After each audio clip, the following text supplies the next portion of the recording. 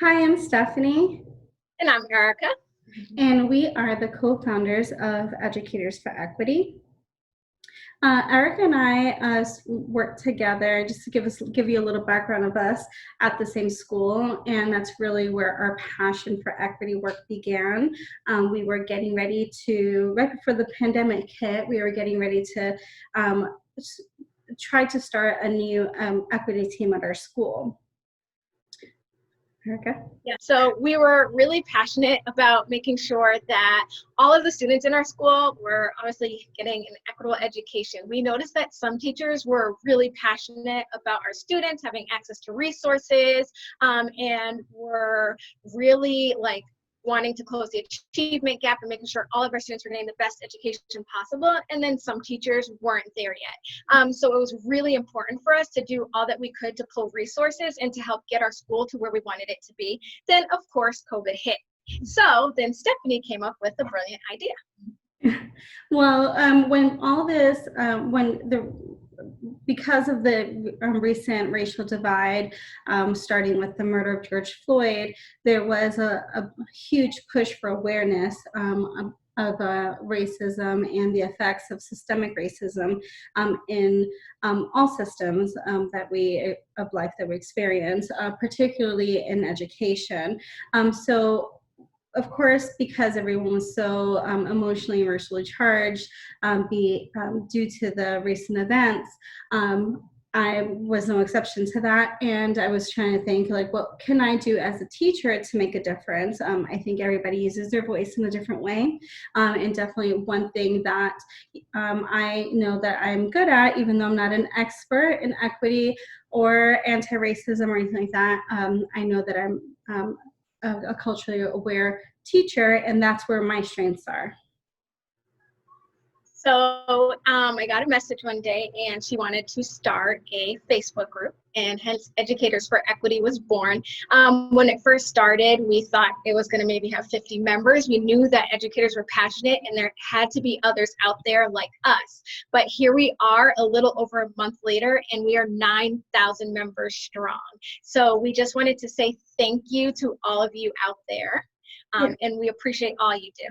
Yes, and thank you. I know for many of you, this is the first time that you're actually seeing our faces or interacting with us. And as you could tell, we're not like, movie stars or YouTubers, anything like that. You can tell by, I'm sure our nerves kind of come through, but we definitely want to say that we're humbled. We're grateful for the resources that you all have shared. We're grateful for the constructive and meaningful conversations that we've shared. And for the most part, most of our members have kept to the tone of the group and keeping it a learning space and being respectful of those around us and those who have varying levels of experience with equity work, and I mean really with people of color in general.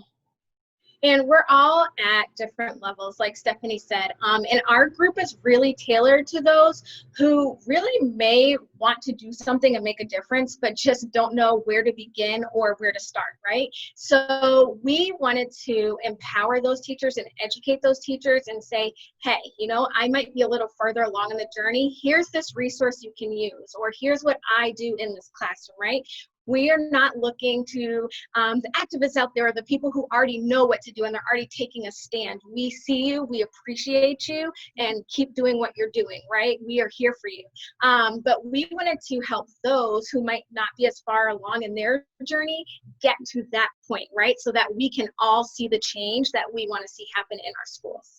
So recently, there's been some debate on our page about how to respond to comments that trigger you emotionally and trigger your values and who you are. and we've encouraged our members to kind of take a step back, and when we see those posts, instead of attacking that person or berating them, really call them in and have a meaningful conversation and educate them as to why those things are a trigger. So what we did a couple days ago was we put together a courageous conversations discussion starter. And so we'll read the question, and we have the question here, and And we actually, between Erica and I, we've picked out our favorite responses from that, from our members on that post. So I'm going to go ahead and share, and Erica, you can segue this. So you spent all summer educating yourself on culture responsive teaching strategies. It's a topic you're highly passionate about and return to school on fire for equity. Your first day back to school, you're sitting with your grade level team and the topic of social justice comes up. Stephanie, if you'd like to read the rest. Yep. All your team members believe all lives matter and don't understand what's the big deal. How do you change their opinions while staying professional and not attacking their teaching practices? I think that this topic in general is a really, really good point, because we 9 times out of 10 might encounter this going back to school, and not just in school, but either in this group or other groups that we see on our local news channel feed. So how do we respond to these people without berating them and attacking and addressing the words and not really attacking the person? Because 2 things happen when we attack people, right? The first thing is the person will either shut down, or the second thing is they'll attack back. And when those 2 things happen, we are not being the change agents that we seek to be, right? When we shut down, we don't want to learn and change, and that's what we're here to be. So this first response is from Jennifer Miller, and she said, I think when we go in with the mindset of changing their opinion, it creates almost a setting of confrontation or defense, and this is what we were referring to. What if we viewed it as an opportunity to engage them in a conversation about our viewpoint, to help educate them on different perspectives? When we seek to understand where they are coming from and offer different perspectives in an open and honest conversation, we get further than setting out to change their opinion. I know when I set out to change someone's opinion, I also set myself up for disappointment when they don't walk away changed. Instead, when I view it as explaining the other perspective and connecting it to their own, I tend to feel better when I walk away, because I feel like we both listened and learned. A lot of the time, change is a slow process, right? And we are so fired up, and like Stephanie said, we are so emotionally charged when it comes to topics like this, especially the Black Lives Matters movement. I know that I am, and sometimes when I see these comments, I get so angry and I just want to change people, right? What's wrong with you? But it's really important that we are having conversations and open dialogue.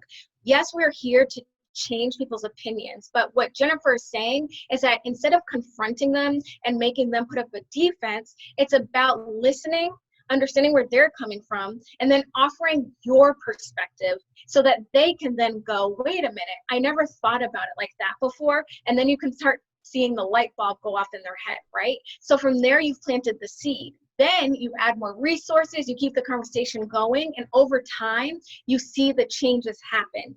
Right? So now you've given them the resources, and now they're so much more open-minded. So now when you hit them with this is why Black Lives Matter, that's when the true change occurs. So thank you, Jennifer.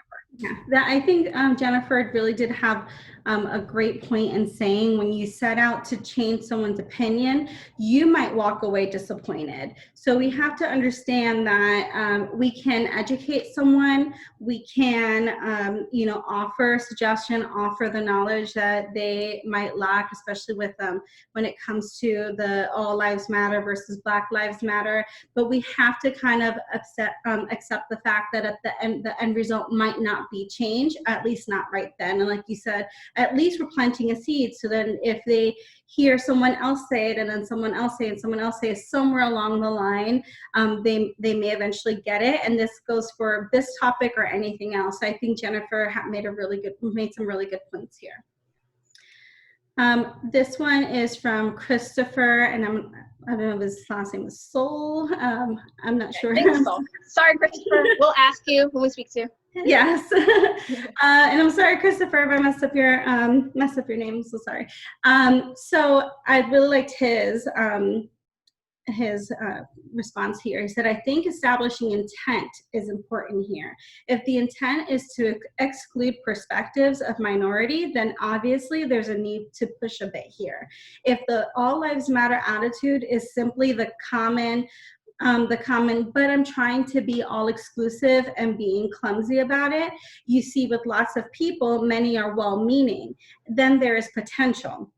Rather than quibble over the wording, I would try to establish some team norms or curriculum that satisfy the aims of social justice rather than die on the hill of what motto is acceptable. And I think the key word in Christopher's response here is intent.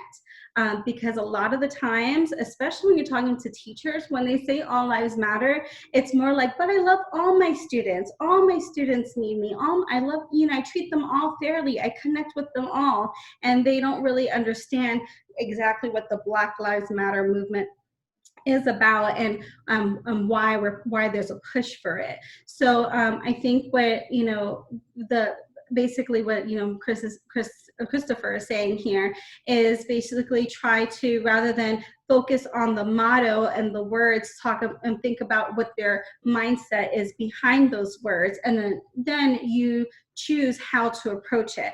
I think that a lot of times we've seen people just assume that someone's racist because they said all lives matter, when really it's just a lack of understanding and a lack of knowledge of what the movement is really all about. Agreed. And it's just like with our students, we always want to assume the best, right? We never want to assume the worst in people. So a lot of the times when people are saying all lives matter, and especially from a teacher perspective, just like Stephanie was saying, it's because we really do love all of our children. And it's not to belittle or diminish the Black Lives Matters movement. They're really not seeing it that way. They're not seeing them as two different things. And that's something that I even personally had to take a step back and understand, right? And so sometimes what those teachers really just need is to understand your viewpoint and perspective of how you're interpreting it, right? So rather than attacking and saying that, is really saying, okay, well, this is how I'm interpreting it. Did you interpret it that way? No. So the intent there, that wasn't even the intent, so it really doesn't even matter at the end of the day. So now that's where we can go in and really work to establish some of these norms and figure out these things that will help us work cohesively to get the equity within our schools. Right, absolutely. This one's a little longer. Go ahead, Erica. Yes. Okay, so we have Gail Hassan. So it sounds like you feel that saying Black Lives Matter is a negation of the importance of all lives matter. Wait for the answer. I wholeheartedly agree with you that every person on this planet is special and matters. Would you mind if I explain to you why I still agree with the Black Lives Matters tag? Wait for the answer. If yes, go on. Black Lives Matters was started because many Black people in the U.S. feel that our history from inception to present day has shown that Black lives are threatened disproportionately, that in fact Black lives have not mattered as much as the lives of others, particularly white people in this country. In fact, a better term might have been Black Lives Matter too, as in their lives matter just as much as anyone else's. That is what it means. It doesn't mean that they are the only lives that matter or that they matter more. It means that they want their lives to be acknowledged as mattering just as much as anyone else's in the country. What are you thinking? I think I would say something like that.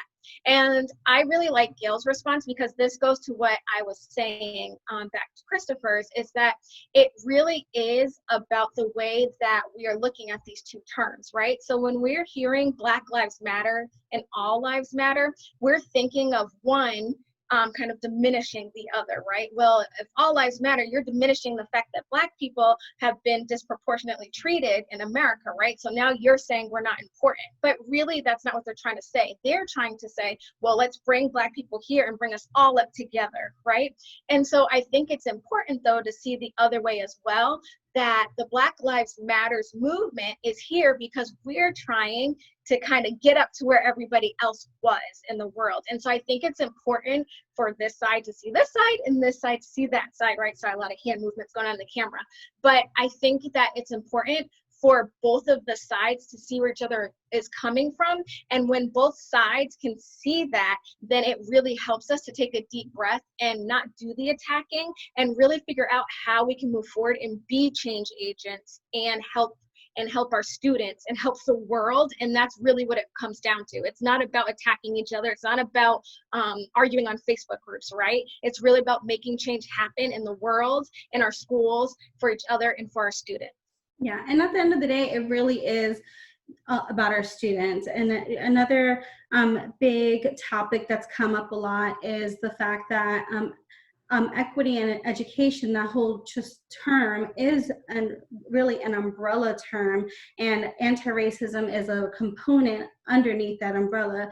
And we're thinking about when somebody says, well, all lives matter, I care about my white students and my Latino students and these students and that students, it's because they're kind of looking at it from that equity umbrella and saying that they all matter to them.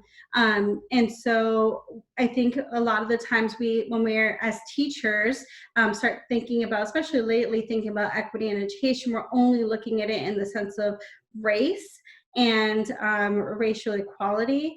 But we do recognize that while our Black students now need us the most, because we don't know, especially coming back to the new school year, we don't know what their situation will be. We don't know what their mindset will be, where their emotions will be, what they've been exposed to.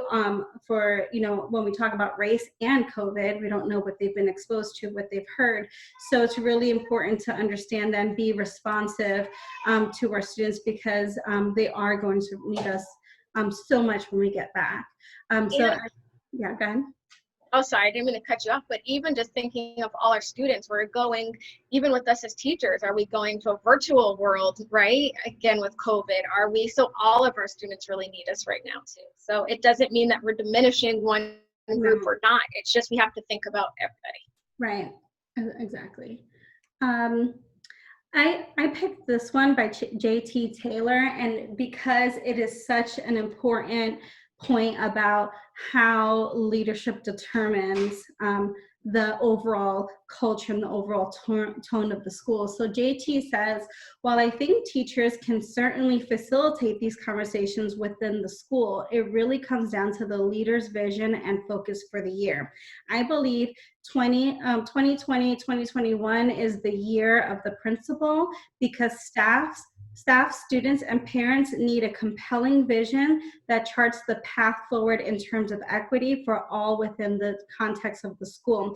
I am no way saying avoid the conversation. I'm just saying the leadership must also embrace a passion for equity, culturally responsive practices, social justice, etc., based on the fact that it is research-based best practices. Hashtag vision, hashtag culture, hashtag climate, hashtag JT, you hit the nail on the head. I think as far as how we're looking at our schools, so this conversation was geared towards teachers, but at the end of the day, we can try to make a change, and make an impact in our school or on our grade level team, but we only have the most control in our classroom and how we relate to our students and our parents. But if our principal starts off the school year, boom, first day, we're having an equity PD, or now we've established an equity team. Now we're going to teach you how to track and subgroup data and make sure that we're focusing on our Black students and their achievement scores, our students on free reduced lunch, our Hispanic students, our ESE students, and really bringing those in and understanding that this movement, it's more than putting new books into your library. It's more than reading a book on anti-racism. It's how we figure out how our students what makes them tick. It's our relationships. It's how our school is building relationships with our parents, with the relationship with the community. And that all comes from the top. Whether or not you're going to be a data-driven school that's going to be focused on achievement and closing that achievement gap, yes, you as a teacher have control over that, but ultimately, if it's going to be a school initiative, that comes from leadership. And so what the principal will absolutely set the tone for what our focus is going to be for the year. Yeah, exactly what Stephanie said. And it's really, really, really important if you are in a school where you're going, but I don't know if my principal's on board or if we're going to have a team. Don't worry. We are going to have tools and things coming up and resources or access to links or things that will help you within the group coming up early on and throughout the year to help guide you in your school and what to do or the ways that you can get those going in your school.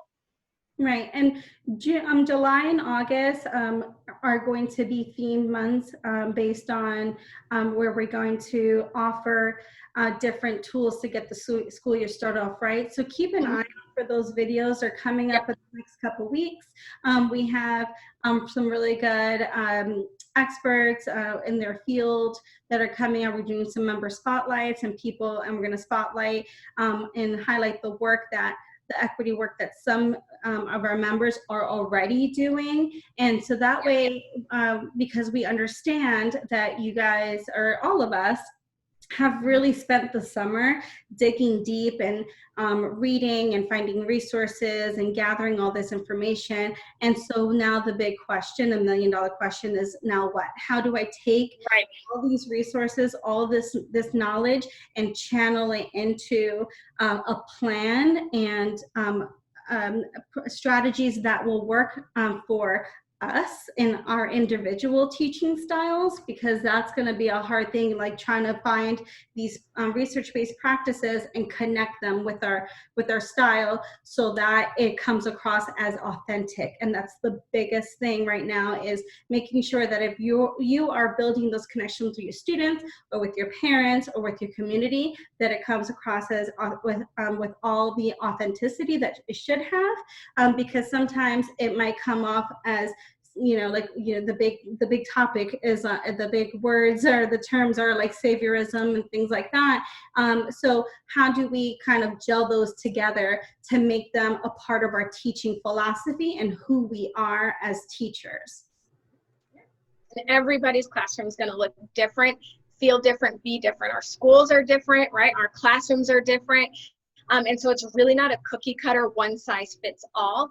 And so we're here, the admin team, our moderators, we're all here. If you ever need us, feel free. You can reach out. You can message our page at any time. If you ever see a resource or you go, hey, I saw this, I'd like to know more, please reach out to us. We would love to help or point you in the right direction. If we don't have the answer, we will get it to you. Like we said in the beginning, we are not experts. We're here with you. We may be further along on our journey, but we do have contacts of people who are farther along, who are experts in the field, right? So we will share what we do know, what we do have, and if we don't know or we don't have it, we'll put you in contact with somebody who does, and that's what we're here for. So we appreciate you. Absolutely. So thanks for tuning in with us today. Be on the lookout for more resources, more video, more information coming to you guys from our admin. Have a great night. All right.